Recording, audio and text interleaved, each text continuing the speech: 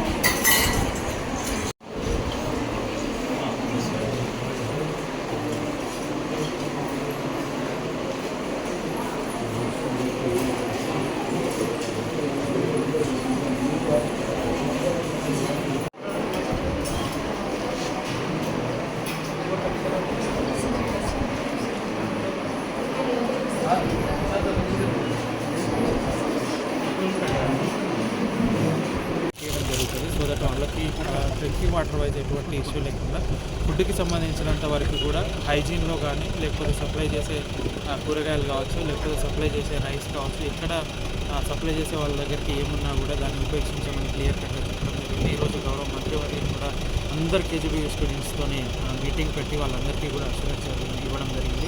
ఎక్కడెక్కడైతే RO plants లేవు అక్కడంతా కూడా ఆర్ఓ ప్లాంట్స్తో తీయడము.